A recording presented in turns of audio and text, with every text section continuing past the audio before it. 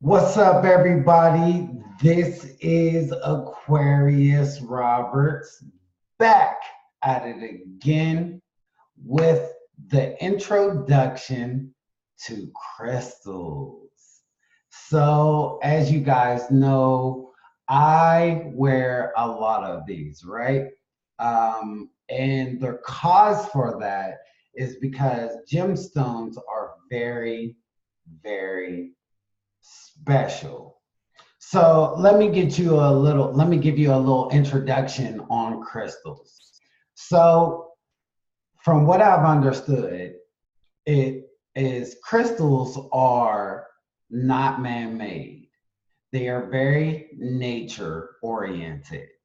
So if you have the idea that man made crystals and man gave crystals power or ignited the power, this is not. This is far, very far from the truth. Crystals are very natural. They're grown from nature, and they're actually a little breakdown. Crystals actually start as atoms, right? And so these atoms are formed together in a three-dimensional pact, right? And when they're formed together, they create crystals, right? Or gems. Let's call them gems because they wouldn't be crystals yet. They would be gems. And so these gems, they have properties, right? And so what we call properties are they have a roughness to them, a texture to them, right? And so this roughness and texture are are scaled, are scaled to a vibration. So, like for example, diamond, right? We all know diamond is the hardest texture, right? And so this is how they scale the vibration of the actual crystals. So they do it by texture and roughness. So diamond, for example, as I was saying before, diamond is the hardest, roughest texture.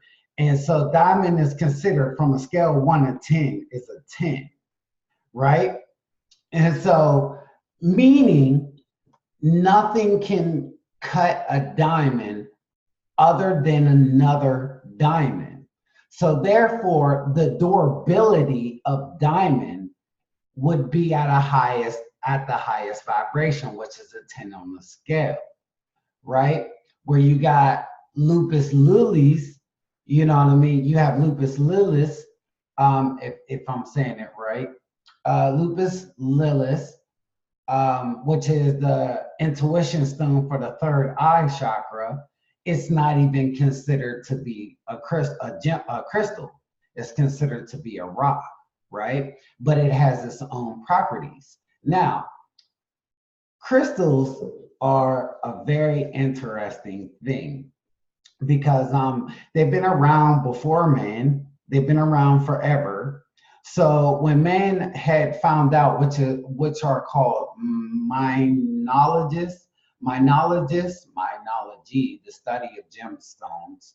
So minologists, whew, lot of information here, but minologists study crystals and gemstones, and so they're able to see through the texture of the gemstone what the gemstone's properties are by the look, by the shape, by the color, because all colors have vibration. We can definitely get into colors because even in the tarot, the colors mean everything, right?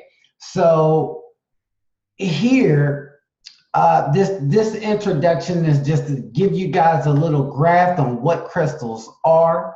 So there's so many different kinds.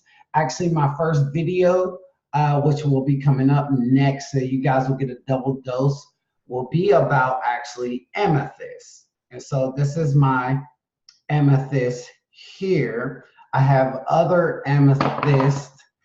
I have other amethyst stones, but that is the stone of intuition. It's for the third eye chakras to help you see brighter. But I don't want to get into that yet because that will be the actual first video for the introduction to the crystals. So I will be going through all the crystals that I can possibly know about, basically, or at least let's say the ones that are very important to me, that I would love to share with you guys for your own growth and your own understanding. So one thing I learned about crystals is that you can use crystals for a lot of different things, right? They're not just, I know some people just use them in readings. Some people use them to look good in the house, you know what I mean, and collect them, but they actually have real properties because you got to understand everything is energy.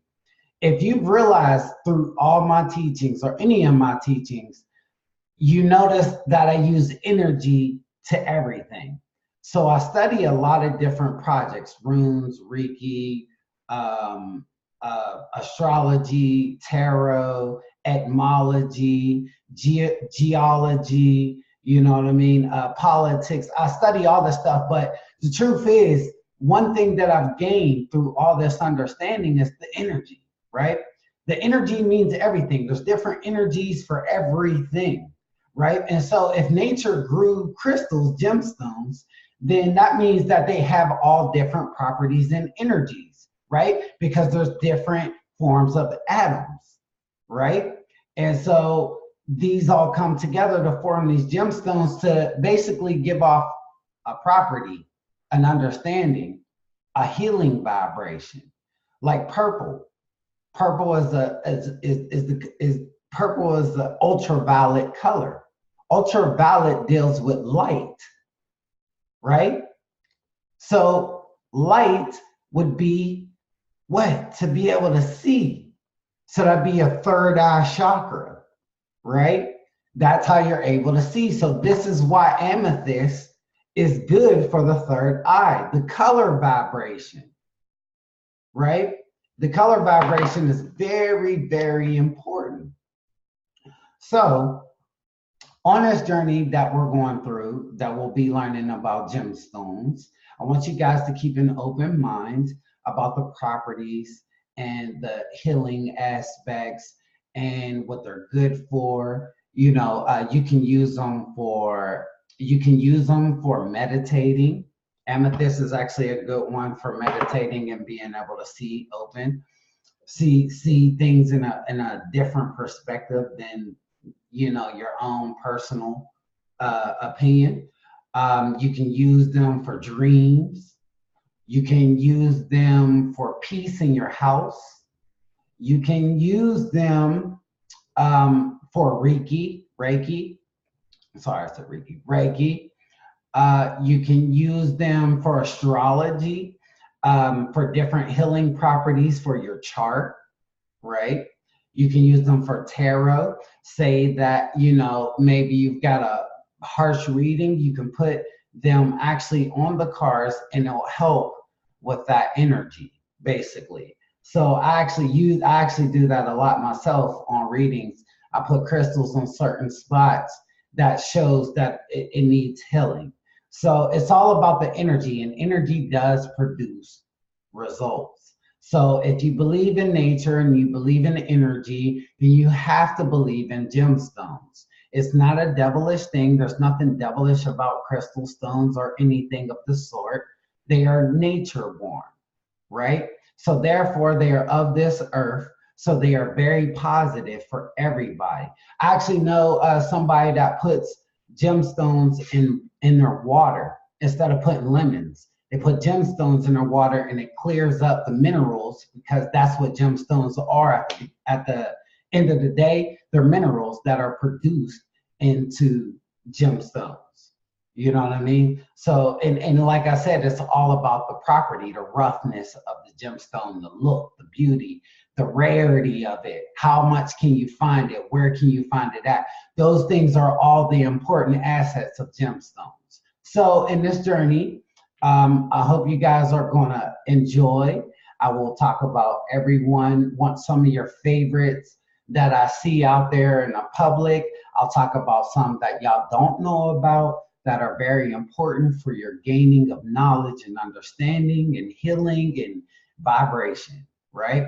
And so I am a big fan of carrying stones around and wearing them because I'm very empathic. So for your empathic types, this gemstones are perfect for empathic types because we get so much energy, in places and work and, around family members and, clubs and things like that where you're around people. And so these things help your vibration, like hermitite, right? Like hermitite, which is the black stone for negativity, right? So I carry that around a lot because it literally helps out with dealing with my empathic abilities and dealing with others. So yeah, that was just to give you a little open introduction to gemstones and where they came from and what they're about. So I will be closing this video out now and starting on your first video, amethyst. Let's go. See you later. I'm out.